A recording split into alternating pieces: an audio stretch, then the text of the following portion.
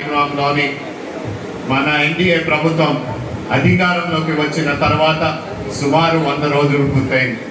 ఈ 100 రోజుల సందర్భంగా మీ అందరికీ కొన్ని విషయాలు మీ అందరికీ మాట్లాడటం జరుగుతుంది. మీరందరికీ తెలుసు, ఎన్నికలకి ముందు మేము ఇచ్చిన మేనిఫెస్టోలోని ప్రతి అంశాన్ని కూడా మేము అమలు చేయడం జరుగుతుంది. ఆనాడు ఎన్నికలకు ముందు మేము చాలా అంశాల మీద మాట్లాడడం జరిగింది.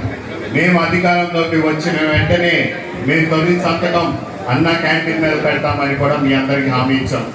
ఇప్పుడు అధికారంలోకి వచ్చిన వెంటనే ఈ 3 నెలల్లోని సుమారు 168 అన్నా క్యాంటీన్లు రాష్ట్ర వ్యాప్తంగా కూడా ప్రారంభించడం కూడా జరిగింది. అదే కాకుండా రామచంద్రపురం నియోజకవర్గం టౌన్లోని కూడా అన్నా క్యాంటీన్ని కూడా ప్రారంభించడం జరిగింది. ఇదే కాకుండా మీ అందరికీ తెలుసు, అన్నా క్యాంటీన్ ఒకే ఒక్క లక్ష్యం ఏంటంటే పేదవాడికి కేవలం 5 రూపాయలకే భోజనం లభించే కార్యక్రమం అందించేలాగా పెట్టాలని ఆలోచనతో ఆ అన్నా క్యాంటీన్ ప్రారంభించడం జరిగింది. అదే కాకుండా మీ అందరికీ తెలుసు, గత ప్రభుత్వం ల్యాండ్ టైటిలింగ్ యాక్ట్ అని చెప్పి ఒక జియోని ముందుకు తీసుకురావడం జరిగింది.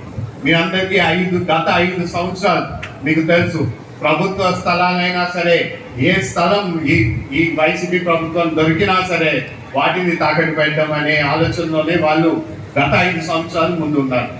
అలాగే ఈ ల్యాండ్ టైటిలింగ్ యాక్ట్ తోని మీ భూములు గవర్నమెంట్ ఆధ్వర్యంలో పెట్టుకొని మీ భూమి మీద కూడా వాళ్ళు ఆనాడు వాళ్ళ ఆలోచన ఏంటంటే మళ్ళీ అధికారంకి వచ్చే లోపల ఈ ల్యాండ్ టైటిలింగ్ యాక్ట్ తోని మీ భూముల మీద కూడా అప్పు తీసుకుందామనే ఏకైక ఆలోచనతో ఈ ల్యాండ్ టైటిలింగ్ యాక్ట్ ముందుకు తీసుకొచ్చారు. కానీ అది మేము ఆనాడు ఎన్నికల ప్రచారంలోనే మీ అందరికి ఒకే హామీ ఇచ్చాం, ఖచ్చితంగా అధికారంలో రద్దు చేస్తామని కూడా చెప్పాం. అదే మేము అధికారంకి వచ్చిన తర్వాత నారా చంద్రబాబు నాయుడు గారు ముఖ్యమంత్రి ఆయన సంతకం పెట్టిన తర్వాత తొలి సంతకం ఆ ల్యాండ్ టైటిలింగ్ యాక్ట్ రద్దు చేయడం కూడా జరిగింది. ఇవే కాకుండా మేము ఆనాడు మాట్లాడాం, అధికారంలోకి వచ్చిన వెంటనే ఖచ్చితంగా 1వ తారీఖు కల్లా పెన్షన్ని 1000 రూపాయలు పెంచి ప్రతి ఇంటికి అందజేసే బాధ్యత మేము తీసుకుంటామని కూడా మేము తెలియజేసాం. ఈ గత 3 నెలలు మీరు అందరూ చూస్తే 1వ తారీఖు కల్లా ఆ 1వ తారీఖు అని ఎక్కడైనా సెలవు అని కూడా తెలియజేస్తే దానికన్నా ముందు రోజునే మీకు పెన్షన్ అందించేసే బాధ్యత ఈ ఎన్డీఏ ప్రభుత్వం తీసుకుంటుంది. అలాగే అనేక విషయాల గురించి మీకు ఆనాడు ఎంప్లాయీస్ వాళ్ళు గత 5 సంవత్సరాల ఎంప్లాయీస్ వాళ్ళ జీతాలు ఎప్పుడు వస్తాయో వాళ్ళు ఇబ్బంది పడేవాళ్ళు. మేము అధికారంకి వచ్చిన వెంటనే మేము ఎంప్లాయీస్ చెప్పాం, మీకు కూడా ఖచ్చితంగా మీ శాలరీలు 1వ తారీఖు కల్లా మీకు అందజేస్తామని చెప్పాం. గత 3 నెలల నుంచి కూడా అదే విధంగా దాని ముందుకు తీసుకెళ్తున్నామని కూడా ఈ సందర్భంగా మీ అందరికీ తెలియజేస్తున్నారు. ఇవే కాదు, కేంద్రం నుంచి మీ అందరూ చూస్తూ ఉండాలి, గత 5 సంవత్సరాలు కేంద్రం నుంచి కనీసం ఎక్కడైనా ఏమైనా కనీసం ఒక్క నిధులైనా కేటాయించారా?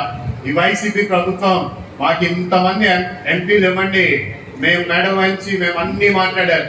కానీ అధికారంకి వచ్చిన తర్వాత 5 సంవత్సరాలు అసలు ఎన్డీఏ ప్రభుత్వం మొదటి బడ్జెట్లోని అమరావతి పూర్తి చేయడానికి 15,000 కోట్లు నిధులు మంజూరు చేయించాం. అదే కాకుండా పోలవరం పూర్తి చేయడానికి 12,000 కోట్ల గురించి కూడా మంజూరు చేయించడం కూడా జరిగింది. ఇవే కాకుండా స్టీల్ ప్లాంట్, మన వాళ్ళు ఇక్కడి నుంచి చాలా మంది యువత అక్కడ స్టీల్ ప్లాంట్ దగ్గర పనిచేస్తున్నారు. ఎంప్లాయ్మెంట్లో చాలా మంది ఈస్ట్ గోదావరి నుంచే చాలా మంది ఉన్నారు. కానీ వాళ్ళందరికీ ఎప్పటి నుంచో ఒక భయం, ఈ స్టీల్ ప్లాంట్ ప్రైవేటైజేషన్ అయిపోద్ది, మా జాబ్లు పోతాయని కాదు. మేము ఖచ్చితంగా అధికారంలో వచ్చినప్పటి నుంచి దాన్ని ప్రైవేట్ చేయకుండా, దాన్ని ఎట్టి పరిస్థితుల్లోని దాన్ని ప్రైవేట్ చేయకుండా దాన్ని కాపాడుకుంటూ సుమారు 3,000 కోట్లు కూడా ఈ 2-3 రోజుల్లోని దాన్ని మంజూరవుతాయి. మంజూరై కూడా అది ఫుల్ కెపాసిటీలో రన్ అవుతుందని కూడా ఈ సందర్భంగా మీ అందరికీ తెలియజేసుకున్నాం. అలాగే ఇక్కడ ఉన్న చాలా వరకు యువత ఎంప్లాయ్మెంట్ గురించి కూడా చాలా సందర్భంగా కూడా మాట్లాడడం జరిగింది. మేము ఎప్పుడు ఆ ఎన్నికల మేనిఫెస్టోలో నేనైనా సరే మన మినిస్టర్ గారు కూడా ఎప్పుడైనా సరే ఇక్కడ లోకల్ ఎంప్లాయ్మెంట్ ఓఎన్జీసీ అయినా సరే ఈ వేదాంత అయినా సరే వీటిని అన్నింటి నుంచి కూడా ఎక్కువ పర్సంటేజ్ లోకల్ ఎంప్లాయ్మెంట్ ఇచ్చే బాధ్యత మేము తీసుకుంటామని కూడా ఈ సందర్భంగా మీ అందరికీ తెలియజేసుకున్నాం. అలాగే చాలా మంది అడుగుతారు, మాట్లాడతారు, ఎప్పుడైనా సరే మా నాన్నగారు జిఎంసి బాలయ్య గారు, నాన్నగారి గురించి అందరికీ తెలుసు, అబ్బాయి గురించి ఏంటనేది అందరూ అడుగుతారు. మీ అందరికి ఒకటే చెప్తా, మా నాన్నగారు అడుగుజనులో నడవడానికి ఆయన కొడుకుగా నేను ముందుకు వచ్చానని కూడా ఈ సందర్భంగా మీ అందరికీ తెలియజేస్తున్నా. నేను ఒకే లక్ష్యంతో ముందుకు వచ్చా. ఆయన ఆశయాలు, ఆయన నెరవేరిన కళలు ఆయన ఒకే అనుకున్నారు. ఈ బిఆర్ అంబేద్కర్ కోనసీమ జిల్లాని ఒక బంగారు కోనసీమ జిల్లాగా తయారు చేయాలని, ఖచ్చితంగా అది పూర్తి చేసే బాధ్యత నాదని కూడా ఈ సందర్భంగా మీ అందరికీ తెలియజేస్తున్నారు.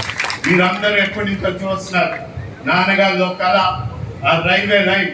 ఖచ్చితంగా ఈ 5 సంవత్సరాల్లో ఆ రైల్వే కూతని మాత్రం నిర్మిస్తానని కూడా ఈ సందర్భంగా మీ అందరికి తెలియజేస్తున్నారు.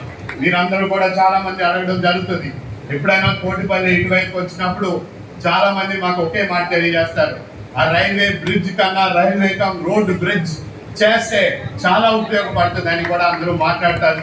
ఖచ్చితంగా దాని గురించి వాసంశెట్టి సుభాష్ గారు కూడా నాతో చాలా అంశాల్లోని దాన్ని చర్చించడం జరిగింది.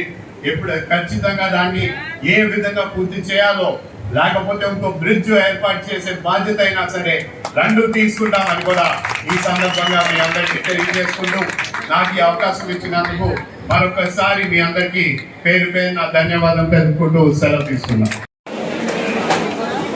సార్ ఫోన్లో సార్ కిందకి పెట్టండి సార్ కొంచెం. శేఖర్ గారు ఎలా చూడండి, మంత్రివర్యులు ఎలా చూడాలండి ఒకసారి ఫోటో.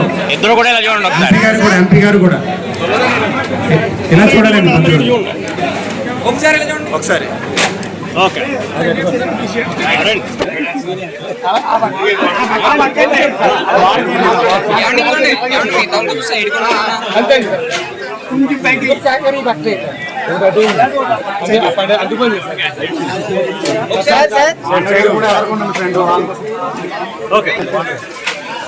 Okay sir.